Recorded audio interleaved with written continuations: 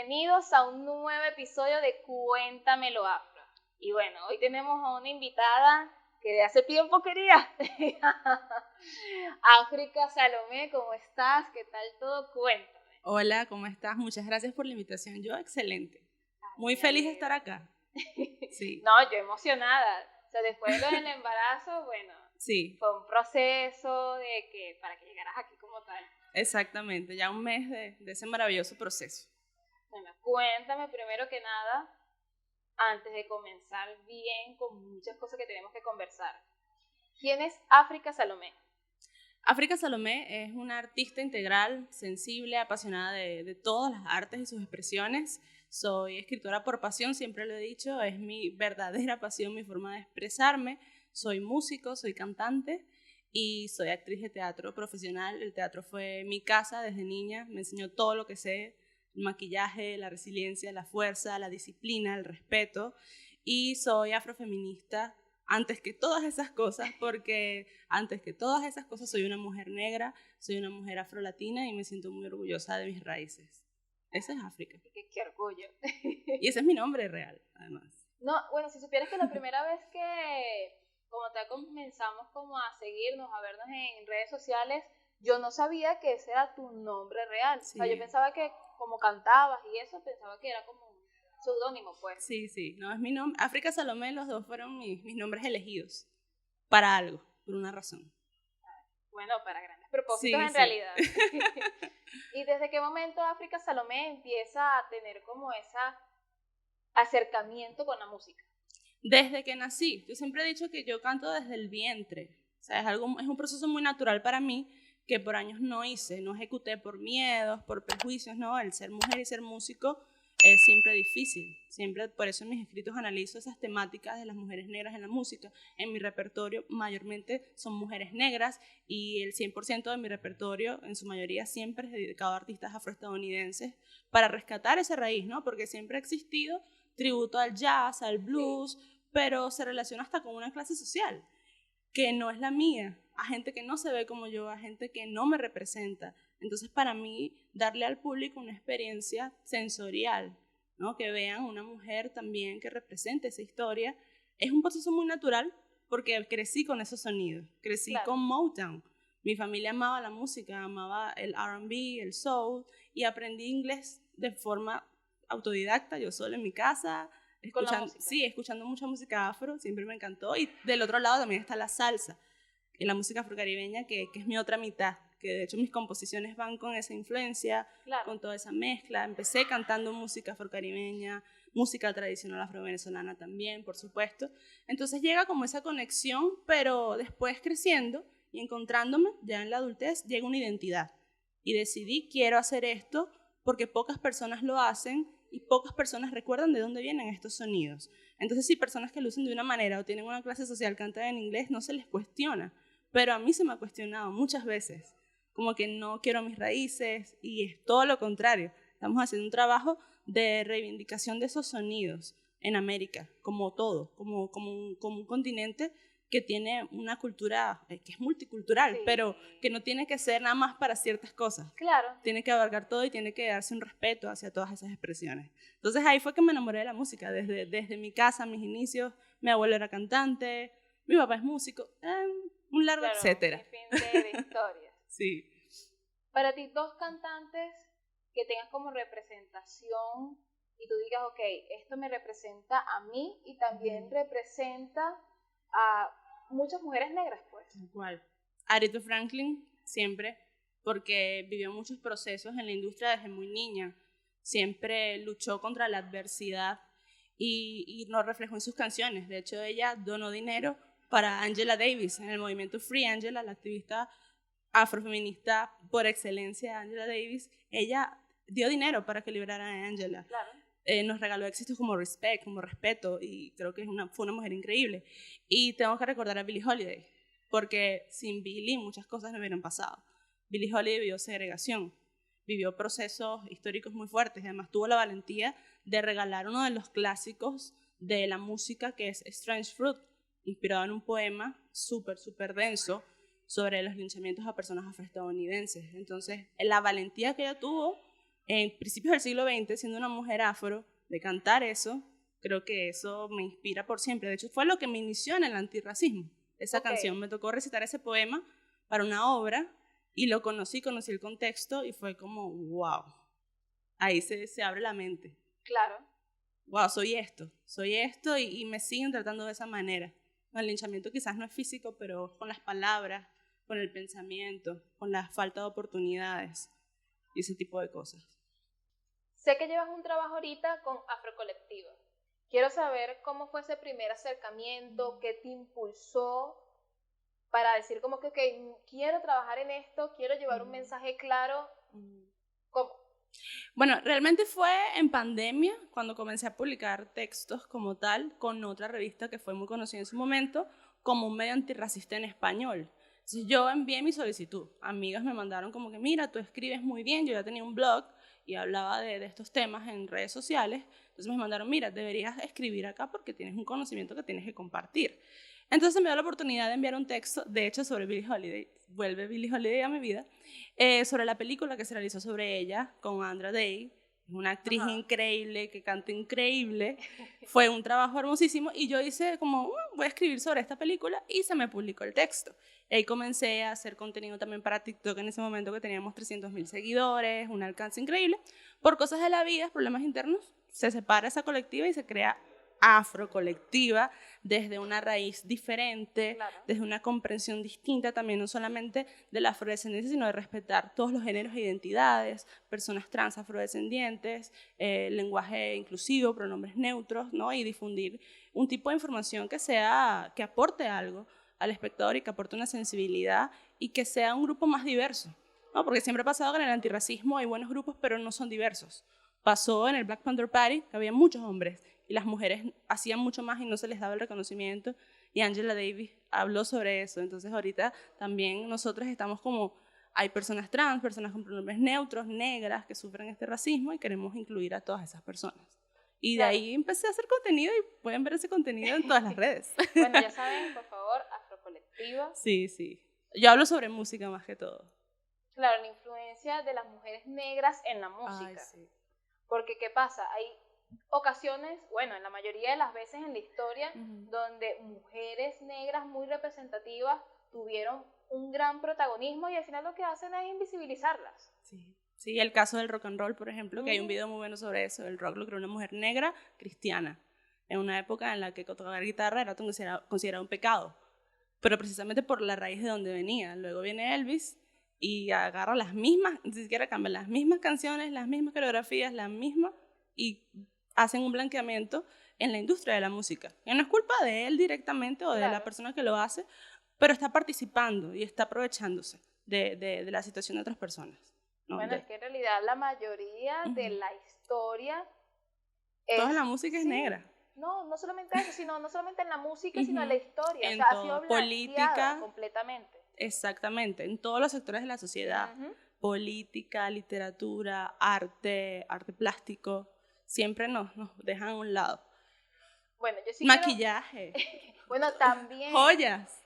Que de paso, o sea, por lo menos para la primera persona, la primera mujer que crea tonos de piel oscura es Rihanna. Rihanna, sí. Y después de ahí, mucha gente o muchas marcas quisieron poner, ay, sí, ahora sí tenemos todo tipo de color de piel. Totalmente, totalmente. Ahora eso tiene que ser normal. Eso tiene que ser normal. Rihanna se ve la necesidad por ser una mujer afro, por venir de una isla y ver la diversidad. Además que no solamente es hacer un solo tono de piel oscura, universal. Muchos tonos de piel oscura. Esa marca tiene todos los subtonos de la negritud, ¿no? Que venimos en todos los colores. Entonces tienes más acceso y te sientes bello, te sientes empoderado realmente, no solamente, un tono universal para todos. Claro. ¿Qué es lo que hacen otras marcas? Sí. Bueno, sí me gustaría tocar un tema que es más que todo de experiencia, porque sé que no lo tocaste bien en su momento. No voy a mencionar el lugar, pero sé que tuviste un inconveniente y sufriste de racismo en un centro comercial. Sí. No voy a mencionar cuál, pero yo quiero saber el chisme. Eso es bien cuéntame el chisme. Porque no solamente, es que es verdad, ¿qué pasa? Sí. Mucha gente cree que en Venezuela no hay racismo. Y en realidad sí, y sigue existiendo.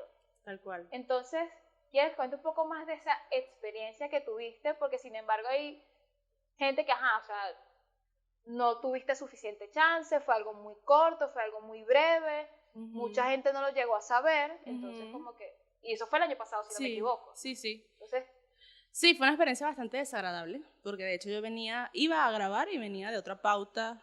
O sea, el tema de a veces tú sientes que te juzgan por tu apariencia y dices, estás como predispuesto de algún modo porque has experimentado esa vivencia desde muy pequeña.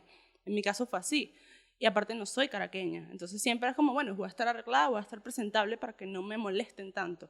Yo venía de una pauta, o sea, maquillada, pero de un nivel, mi ropa intacta, mi cabello hermoso, o sea, bellísima. Mis uñas en ese momento larguísimas, hechas. Y me siento en la feria de comida con mi esposo. No habíamos terminado de colgar los bolsos y yo estaba tomando agua, quitándome el tapabocas, había uso de tapabocas en ese momento todavía en algunos lugares, y llega un vigilante, una persona de seguridad, y nos pregunta que si vamos a consumir. Bueno, me parece una pregunta por el tema de la pandemia, y yo, bueno, sí, en momentos voy a consumir. Sigo tomando agua y la persona, el vigilante, se acerca más a mí, no hacia mi esposo, ¿no? Siendo él también un hombre afrodescendiente, pero es hombre. Entonces se va acercando más a mí, entonces yo también lo vi como un tema de género, como que, oye, aléjate un poco de mí, de mi espacio, yo voy a consumir cuando yo lo vea prudente. Empiezo a revisar mi cartera para ver si tengo el dinero que voy a usar, lo normal que uno hace. No se retiraba y le dije, por favor, retírate de mi espacio personal, y empezamos, y le hice señas a mi esposo para que obviamente no se levantara, porque el tamaño de mi esposo, hay otros microrracismos que él sufre por su tamaño y su contextura, y dije, no te vayas a meter en un problema. Entonces, aléjate de mí, yo prefiero pasar en ese momento como la que se está molestando de algún modo, por seguridad. No bastó, o sea, no fue suficiente tener esas precauciones porque él, cuando yo hice, aléjate de mi espacio personal, llamó por radio, hizo un código ahí como que si yo la estaba agrediendo. O sea, un código como si yo era una delincuente, cuando yo simplemente le estaba exigiendo que se alejara de mi espacio personal, aunque estemos en un espacio público. Claro. Que me estaba acosando, me estaba hostigando. Y vino otra persona y yo le dije, ¿por qué no vas a esas mesas que hay personas de tez blanca y de cabello lacio a decirles lo mismo? ¿Por qué vienes nada más a mí? Y se quedó, no, pero eso no tiene nada que ver, pero entonces, ¿por qué tienes 10 minutos preguntándome que si voy a consumir, si tengo dinero para consumir? ¿Qué te hace pensar por mi fenotipo y el de mi esposo que no tenemos dinero para consumir? Me fui muy molesta y hablé con otra persona de seguridad, como la jefa de seguridad, y da la casualidad que era una mujer negra. Estaba súper apenada, me pidió disculpas, entendió de inmediato que había sido un acto de discriminación por fenotipo, cosa que no es legal, cosa que se puede denunciar, porque hay leyes que nos amparan. Actualmente, lo que pasa es que no tenemos la educación para utilizarlas. Y después el centro comercial lo que hizo fue en redes sociales mandarme como una disculpa muy vacía, porque se dieron cuenta que tengo influencia en redes sociales, de algún modo, se hizo viral el video, y nada, me pidieron una disculpa y ahí quedó. Realmente yo no tuve como la motivación emocional para yo seguir peleando por ese tema, pero sí lo dije en redes sociales. Y también invito a que las personas afrodescendientes utilicen estos recursos, porque hay leyes que nos amparan. Eso es discriminación por fenotipo. Nadie debe asociar que tu fenotipo tiene que ver con cometer un delito o con no tener dinero. Eso es racismo. Tú llegaste a ver la historia de la chica que tenía las trenzas, que a ella no la dejaban sacarse la cédula solamente por las trenzas. Y lo peor es que es una persona negra, que esa es la mayoría de las veces con quien ella está así, pues, diariamente. Hace su vida social, profesional, con las trenzas, no se lo quita porque, bueno, cuestiones personales, pues, pero es por su cultura. Entonces, que no la dejaron sacar la cédula por eso, y hasta que no utilizó las redes sociales, fue que la dejaron sacarse la cédula. Sí, lo escuché y comenté y no quise reaccionar más allá porque precisamente cuando denuncié públicamente en esa red social lo mismo, la cantidad de mensajes ofensivos fueron terribles. O sea, afectaron mi salud mental en ese momento y no quería ni abrir las redes sociales porque eran comentarios muy agresivos. Y en el caso de ese video también leí comentarios parecidos. Entonces no quise yo llegar a ese punto otra vez, pero sí he comentado, de hecho, en ese video y he debatido con personas y he tratado de hacerles entender que no es lo mismo tener una franela de un color o el cabello pintado de un color, que tener un rasgo fenotípico natural o cultural que representa lo que eres, porque sus trenzas son parte de tu identidad, ¿no? Igual que nuestro cabello. También me han llegado casos hay un caso de un hijo de una amiga que también le pasó lo mismo. Con su cabello rizado natural, no le dejaron tampoco hacerse su documento en su momento. Ha pasado mucho, me ha pasado siempre, nos ha pasado a las personas fenotípicamente afro con cabellos rizados y afrorizados. A mi hermana le pasó. Nos ha pasado. Que mi hermana tiene el cabello afro, hermosísimo, más grande que el mío, y la chica para sacarse la cédula dijo, no, te lo tienes que recoger. Y mi tía tiene el cabello liso y lo tenía suelto. Y tenía hasta un poquito hacia adelante, pues solamente que no le tapaba la cara. Y, pero mi mamá tiene el cabello liso, un poquito en la cara, porque ella sí se lo deja suelto y a mí no. Es un rasgo fenotípico, y si tú vas a presentar el documento, a mí me pasaba antes que yo presentaba a veces el documento, y el documento que tenía era con el cabello alisado, era muy viejo, y me decían como, ¿pero eres tú? Ah, no, sí eres. Ve la boca, ok, sí eres. Pero entonces hasta puede representar un peligro. Exactamente. Puede representar un peligro, entonces tú tienes que salir con tu cabello, como es, con tus rasgos. Si tienes dreadlocks, locks, afrolocks, tienes que tener tus afrolocks. Si tienes trenzas, tus trenzas, porque son parte, tiene un componente cultural. Entonces lo que hay que aprender a diferenciar no es lo mismo. Pintarse el cabello no representa ninguna cultura, es un accesorio. Pero las trenzas o los locks son parte de ti, parte de tu identidad diaria. ¿Has cantado para diversas personas, diversos eventos, diferentes lugares de Caracas? Me gustaría saber si en esos diversos lugares ha habido uno donde has sufrido de discriminación racial, racismo, microrracismo, o sea, una experiencia que hayas tenido en cualquiera de esos lugares, que te haya marcado. Sí, por ejemplo, en un espacio predominantemente de clase alta y blanco, experimenté sexismo y racismo, porque se empezó a decir, muchísimas gracias, se empezó a decir de mí que mi experiencia como cantante dependía de una persona específica con mucho poder, una persona blanca, un hombre blanco, ¿no? Específicamente empezó a decir cosas de mí que no me parecieron, y a decir como que todo mi mérito, todo mi esfuerzo no valía nada. También otra cosa que he notado en esos espacios, y que noté y que resalté, fue que había muy poca representación de personas negras, ¿no? Entonces me llevaban como para hablar del tema de la afrodescendencia, para hacer esa representatividad, pero realmente es un discurso hipócrita. Y cuando yo lo reclamé, se borró mi cara de las redes del evento. De hecho, la grabación que se hizo en Full HD de lo que yo hice, de mi presentación como artista, se borró. Y me pareció un acto bastante violento. Y acto seguido no trabajé más con esas personas, evidentemente como que claro, me cancelaron, pero realmente fue al revés. Realmente yo no quiero vivir una experiencia así. En otras oportunidades, cuando iba a acceder a esos espacios, me preguntaban muchísimo los datos, como que de una manera, pero tú de verdad vienes para acá, pero tú de verdad, yo sí. Cuando estaban de buenas conmigo me defendían, sí, déjala pasar.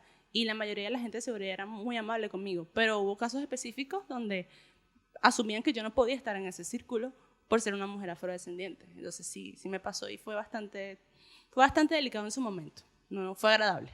¿Qué pasa? De que hay muchas personas que no están en esos espacios, y no porque no puedan, sino porque no quieren.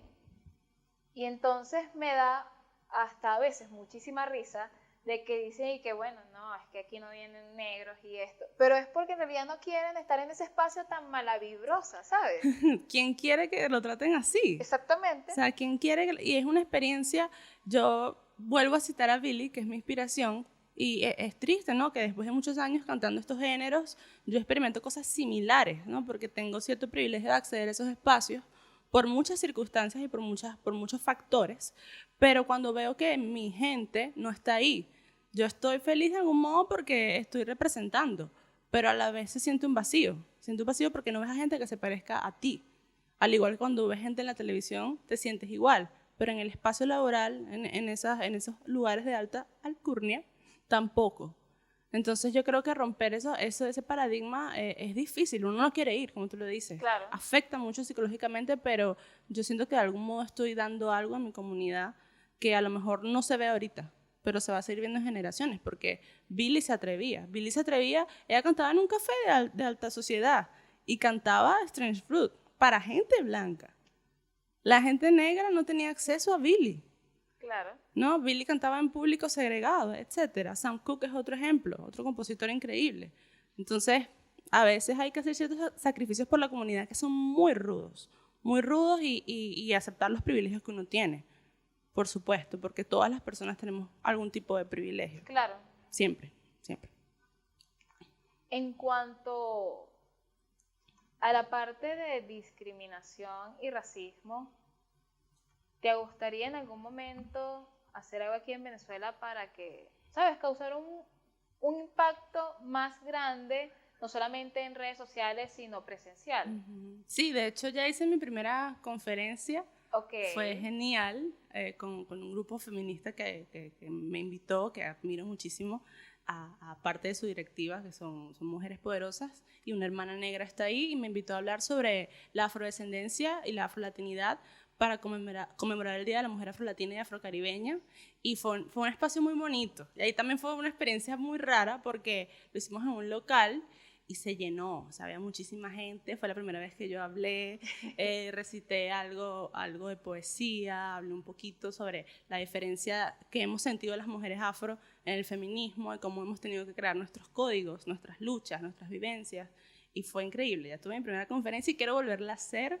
El año pasado por temas, bueno, de embarazo, no pude estar muy activa, sino cantando. Pero sí quiero volverla a hacer, quizás con un público más grande, un teatro, quizás una sala, una conferencia. Y lo curioso de ese espacio que te comento es que los dueños de ese lugar también, yo trabajé con ellos, también se hicieron pasar por mis amigos, por aliados, y terminaron siendo igual de racistas y machistas, que todo lo que yo dije en esa conferencia, unos meses después se hizo realidad. Ellos mismos actuaron de esa manera y me dolió muchísimo porque yo les había dedicado como 2 años de mi carrera a ese espacio, y básicamente lo que hicieron fue llevar a otras personas, ¿no? Otras chicas con mi mismo físico, y tratar como de hacer imitaciones o algo así, reemplazo. Y se sintió feo porque sé que uno no es único en el mundo en ese sentido. Cualquiera puede cantar tu género, lo que sea, pero estás utilizando la imagen, el concepto tan natural y tan orgánico que yo hice en tu local con tanto cariño, simplemente como, bueno, trae otra, no me importa. Y hasta con algunas hicieron una especie de blackface, que eso ya es más delicado. Gente que no tenía pelo afro rizado y de repente como que... Claro, cantando ya cosas tan representativas y tan emblemáticas. Sí, como que, ¿por qué te tienes que poner un turbante para cantar esto? O sea, hazlo y ya. Se sentía como una especie de búsqueda de reemplazar. Y es ofensivo y es racista. Y blanqueamiento también, para que pueda ser más aceptada, exactamente, más al ambiente. Exactamente. Y bueno, yo creciendo y encontrándome otras personas valiosas también que me han ayudado. Por supuesto que las experiencias positivas han sido muchas más. En un local también, un momento, un cliente se puso un poco violento y como el poema me gritó negra. Yo no le quería prestar atención porque estaba bebido y me estaba pidiendo como una canción específica y yo le dije, no, yo no canto ese repertorio. No lo canto. Y yo veía que estaba diciendo cosas despectivas. Para referirse a mí, lo que hacía era gritarme negra, no sé qué. Cosas muy feas. Y tuve que irme, retirarme lentamente porque es desagradable. Bueno, y sin embargo en redes sociales se vive bastante eso. Sí. Sé que ahorita ya tienes 10K en el caso de TikTok. ¿Cómo es? Bueno, sí, por más. Realizaciones de Año Nuevo. La pregunta es, ¿cómo has sentido el tema en cuanto a la discriminación y el racismo en cuanto a redes sociales? ¿Cómo ha sido esa experiencia? Ese tema de luchar diariamente con las personas que literalmente hasta son negras y te llaman de diferente manera, pues, de manera tan despectiva, tan denigrante y tan desvalorizante. Sí, no, y es curioso porque uno lo utiliza a veces, ¿no? A favor y uno les responde y vienen las vistas y viene gente con una vibra genial, pero también hay comentarios como mencioné que te afectan hasta a nivel psicológico, que te estén insultando, que te estén diciendo tantas cosas que ni siquiera te conocen, cosas muy feas, ¿no? Por ejemplo, en el caso de cuando yo denuncié la discriminación, yo te pago la queratina, acomplejada. Esta gente que tiene la piel morena se cree más que uno, y se las hacen de las víctimas, o saco de piojos, un montón de cosas. Y yo respondía de manera jocosa, que por eso es que tengo una base de seguidores que entienden mi humor. Claro. Yo decía, es curioso como me dicen que no hay racismo diciéndome cosas racistas. Sí. O sea, es como bastante contradictorio, pero lo he sabido manejar, lo he sabido utilizar a mi favor, aunque no es nada fácil. Y yo creo que no tenemos la obligación, a veces muchas personas nos preguntan de buena vibra, reacciona a este caso, reacciona a esto, a veces estamos un poco saturados. Yo siempre le digo a los seguidores, yo no, a veces no respondo, porque es que mi vida no gira en torno al activismo todo el tiempo. Yo soy madre, soy esposa, soy mujer, soy artista, yo tengo otras facetas. Entonces, es difícil, pero hay que tener mucha fuerza, mucho aguante. Yo admiro a las personas que hacen ese contenido. No es por nada, es que el nivel emocional, o sea, la carga emocional que tiene leer casi que todo el día ese tipo de comentarios es muy fuerte. Lo de tía Paola. No, eso es otra cosa, que eso fue lo primero que se hizo tendencia este año. En Latinoamérica. Y eso fue, y lo peor es que sigue la gente diciendo de que no existe racismo aquí. No hay racismo, eso es modo chiste, modo joda, modo chalequeo, no aguantas chalequeo. Entonces, ¿a qué estamos jugando? Cuando en realidad, si te sientas, lees, analizas, te das cuenta de que en realidad sí estamos siendo racistas. Tal cual. Estamos siendo discriminantes. Exactamente. Porque no es chiste, no es joda, no es chalequeo. Es racismo. Las cosas por su nombre. Racismo, discriminación. Además que aceptar las realidades. O sea, aceptar las realidades no nos convierte, hay como un miedo en que eso nos va a convertir en el peor país del mundo o en el peor lugar del mundo. No. Es una situación que pasa a nivel global, un contexto histórico por el cual pasa. Y lo que hay que hacer es hablar de eso. Ocultándolo no se va a acabar el racismo. Lo primero que se tiene que hacer es reconocer. Después de reconocer, trabajarlo. Y después de trabajarlo es que uno llega a ver una transformación social. Pero como no hemos llegado a reconocer, o en su gran mayoría de los venezolanos no hemos llegado a reconocer ese racismo que existe y sigue existiendo aquí, obviamente que no vamos a lograr una transformación. Bueno, ya para ir cerrando, bueno, que nos falta bastantes cosas que conversar, pero yo sé que va a haber una próxima. Sí.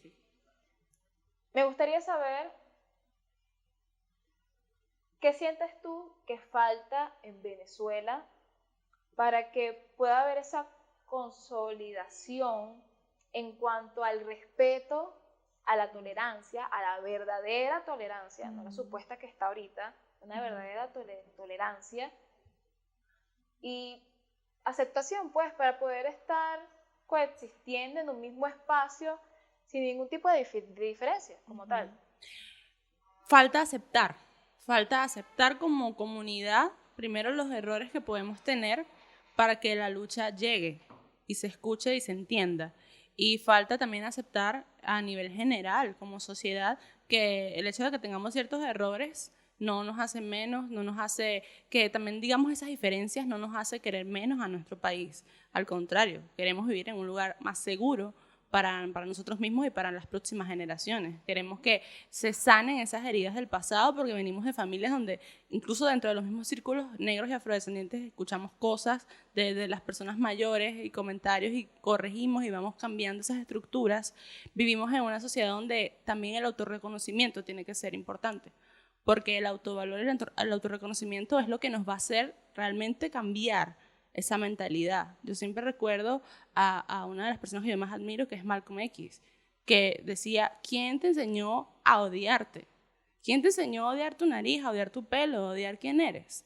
¿Quién te enseñó a odiarte? Y yo creo que esa pregunta todavía no tiene respuesta, porque muchos no nos autorreconocemos ni no nos apreciamos, porque hay una sociedad diciéndote no. Hay una sociedad diciéndote que ser negro es malo, de alguna manera. En la televisión, en los medios, en la música, en la falta de representatividad, y creo que ese autovalor y el aceptar son dos cosas que van a hacer que esa transformación sea posible. Invadir, obviamente, desde el punto de vista político, invadir espacios, generar cambios, hablar, crear contenido como este que estamos haciendo y utilizar las redes sociales para eso, que son tan poderosas. Todos esos factores van a hacer que en unos años, vamos a ser un poco utópicos, se pueda transformar realmente esa realidad. Yo creo que sí se puede, pero es un trabajo de muchos factores. Claro, bueno, y que la representación se llegó a ver de 2 años para acá en la televisión venezolana, más o menos.